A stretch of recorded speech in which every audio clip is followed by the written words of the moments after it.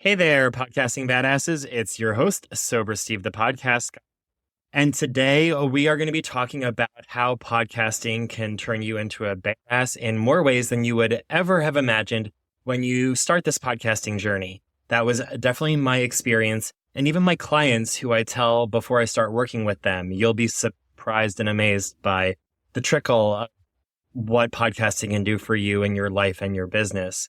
And they're still always surprised. So I figure we'll dedicate a full episode to just 5 of the main areas of my life and ways that things have improved since adding podcasting to a part of my routine and a part of my life and a part of my story of who I am as a person being a podcaster. My inspiration for this has been I have been helping coach people for almost a year now on how to launch and grow and build successful and monetized podcasts. But I do a lot of in-person networking as well as virtual networking, where I run into people who aren't interested in podcasting, whether they are shy, they're worried about fears of perception, whether they're just not interested and it's not for them. Whatever reason, not everyone is meant to be a podcaster. Not everyone should be a podcaster. And so this is probably for the best in the long run. But it has always been hard for me as someone who loves helping people to not be able to help these business owners and entrepreneurs who are coming to me saying, hey, I love your podcast and I love the way that you brand yourself and the social media content you post and the graphics you can create. Like, how can you help me? And I haven't really had an option for them if they weren't making a podcast. And so I now am doing my business and branding bootcamp to be able to help people applying all the tips and tricks and tools that I've learned over the years of being a podcaster, as well as a successful sales and marketer before I was able to transition to doing this full time, into a 2-month program to help you double your results, whether that is doubling your results for podcasting or for sales and marketing or for business development, whatever your goals are, I can help you with this boot camp. And so these are kind of ways that you can expect to grow, not only through starting a podcasting journey, but by going through a boot camp with me like this. The first is my ability to speak confidently. Even now, I'll have my flubs and issues when I record where I'll have to edit out and turn a phrase that wasn't in the right spot. But for the most part, from the first time that I would record an episode and it would take me hours to edit it afterwards because of the number of ums and uhs and buts I would say, or the word stumbles I would have, or full conversations that weren't able to be edited in a way that made sense because it was just me giving word vomit because I was nervous about what I would say. All those things are natural and happen at first, and they get better over time. And that's why it helps having someone like a coach or a mentor or peers even that are also going through what you're going through, that you can talk through and work through it, because that was mostly an internal thing. But it's also something that I know that everyone deals with. I am not unique in my experience that I used to hate my voice. I talk with people every day about podcasting, and that's one of the big reasons they don't want a podcast is I hate my voice. I couldn't listen to my voice. I talk to even podcasters who say they don't listen to their show because they hate their voice. And they never had to really listen to their voice because they hired an editor to edit their show. And so they record, but they don't listen to their show. I always recommend any podcaster listen to their show so that you can evaluate how you did and how it turned out and how you can grow. But for people who don't like hearing their voice, that's a very common experience for a lot of people in and out of podcasting. But the beauty of being a podcasting badass and doing this for hundreds of episodes and listening to my content, I've not only been more confident in the way that I speak, but I've also been able to feel really confident and comfortable with interviewing people, asking questions when I'm in conversations with people on an everyday basis. When I do get into storyteller mode and I'm telling a story, it's more thorough and engaging, and I can tell it with a beginning, middle, and end rather than like a maze of thoughts that you can hopefully jumble all together. It's helped my confidence as well as how I speak, the actual how. I've become a better public speaker and a better listener and a better person to talk to in general, thanks to podcasting.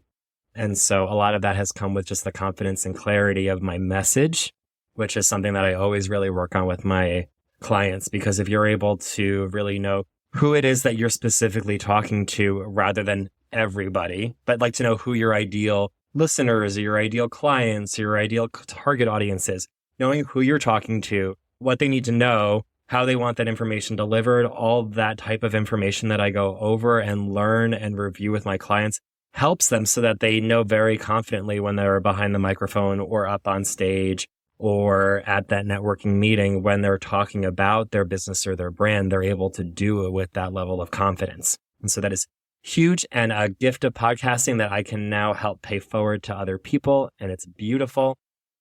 Speaking of beautiful, I've also become pretty dang good at making graphics. I am by no means a graphic artist where I would put that on my resume as one of my main core skills, but I can whip out a flyer or a graphic quick enough that people think that I am a wizard or a witch, because I'm very quick on Canva. And that happens after you're making one or two graphics for whether it's podcast cover art or social media content or flyers or all the different projects that I've had reasons to create rather than going out and outsourcing every single graphic that I make. I've learned how to do a good enough job day after day, year after year, got better.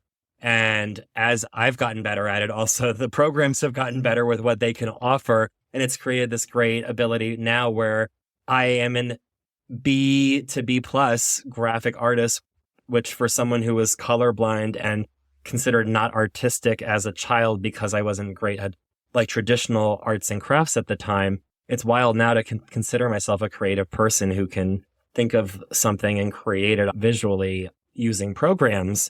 But it's a gift of podcasting that I never would have pushed myself or forced myself to learn otherwise. And it's something that my clients always love when they're able to realize that it's not that scary after all. You just need to know a couple tips and tricks and have someone walk you through the process a few times of creating your own logos and your own branding and your own social media content. You realize it's not that scary and you could do it yourself because you're a badass. It's great. And similarly, as I'm building these posts and content and as I'm getting familiar with graphic design, I also get really comfortable with what my branding is, not only professionally learning how to talk about my work and what I do to who I'm talking it to, but also personally, my branding, I've learned how to talk about who I am and what I do outside of work as well in a way that I can adjust to who I'm talking to when I need to. But I know that if I'm talking to a specific target audience, like my gay, sober podcast listeners, I'm going to be sharing different parts of myself and my life and my insights and my expertise. I would talking to you all about podcasting and business and networking and growing and branding. It is two different target audiences, both of which are my people. I love both great, but because I know of my branding personally and how it works with the two different parts of myself, or there's multiple different parts of myself, but being able to know who I am and where I am and who I'm talking to has really helped me be able to work on being able to help other people with their branding as well. Because when you know it all, it makes you feel more confident. It leaves you feeling more comfortable in your everyday life, and it's beautiful. It's from the power of podcasting. Also, sales and marketing is a huge benefit when you start podcasting, because if you're not comfortable with sales and marketing when you start, you have to learn real quickly if you're going to be able to grow, because whether you call it something else, at the end of the day, if you are posting regular content on social media and going to events and hitting up contacts in your phone and on your social media platforms, telling people to check out your podcast and sharing your show and posting about it in local groups, whatever you're doing to talk about your show, because hopefully you're not just recording an episode, hitting publish and hoping the world finds it magically, because that would be ridiculous. You're going out there and you're trying to get people to listen to your show. And then that's sales and marketing. That's what it is. Your show is your product and you are marketing it, whether you believe that or not. And sometimes that belief causes paralysis in people who aren't comfortable with selling. People have all these rules about, I can't sell this, or my product doesn't have this value, whether that value is monetary when you're talking about the business or the product you're offering, or even sometimes the value of the time. I've had people saying, that person's too busy to listen to my show. That's why I work with my clients on making sure that when you're talking about your show and who it's for, you also know when you meet these people out there that are your perfect podcasting people or your perfect business people, that you're able to know what it is you want to say to them and what they need to hear and make sure that all jives and matches out. That's sales and marketing 101. And I feel like that's a huge part of why people fail so quickly when they don't see the results that they want, is because they don't have the sales and marketing background. And that's something that I've been able to help mitigate with my clients, is if they don't have the training, give them the training. And if they do, work on the mindset then to prepare them for how podcasting is different than regular business and branding. But either way, the longer that you are podcasting, you become a sales and marketing badass just as much as you become a podcasting badass. I can promise you that.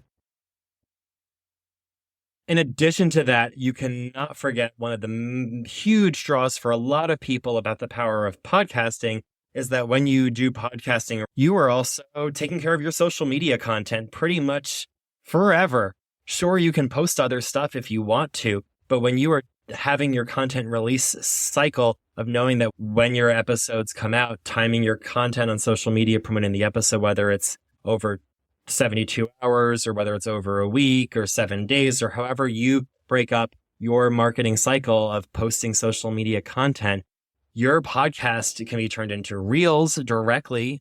There are amazing programs like Opus Clip that I will post an affiliate link for if you need to check it out, but they will turn your podcasting videos and your video interviews and anything like that into these amazing reels that you can auto schedule and post online. And it is beautiful. And in addition to that, you can whip up a couple static images to announce the episode release. You throw together a couple carousels about takeaways or lessons learned. There's a whole method to madness that you're going to find and make your own because you are your own social media badass. But in terms of what do I post? How do I create it? All of those answers are answered for you, baby. This moment you decide to become a podcasting badass. You just have to know and make what that plan is and do it week after week and grow week after week. It's awesome. And it's the power of podcasting that your social media content then takes care of itself. And I cannot, after stressing for so much of this episode, how much it can help your business and your brand grow.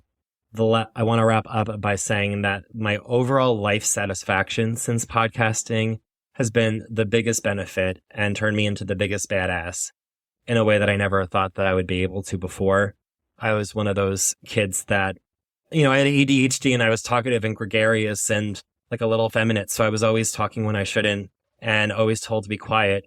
But when I heard people tell me to be quiet, or as I was becoming more feminine and people were telling me, my parents, to like tone it down in public, I would hear these words like, quiet down, don't be so loud, don't talk. And I internalized it to really believe into my mid-30s that my voice and my message and my thoughts and my opinions and my beliefs didn't have value out in the world, that people wouldn't care what I had to say because there are other people who have more important things to say that can say it better and they're going to do it better. So like, why would I even, because I didn't believe in myself in that kind of way.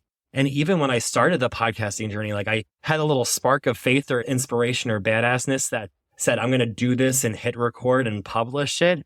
But I certainly didn't even have it from the get-go. My first handful of episodes for most of my shows was me figuring out like who I am and what that means on the show and who it is that I'm talking to. It was a journey to get there, but I've gotten there and it's been awesome. And it's changed not only the way that I am able to engage with my listeners and this amazing, beautiful community I built around my shows. When you make a show or when you're businessing and branding to a specific audience that knows that you are for them, they will fall in love with you. And not only will they engage with you and your business and your product, but they will talk about it like to you directly, to their friends, to their family, having that direct connection because you are talking directly to what they need to hear and who they are.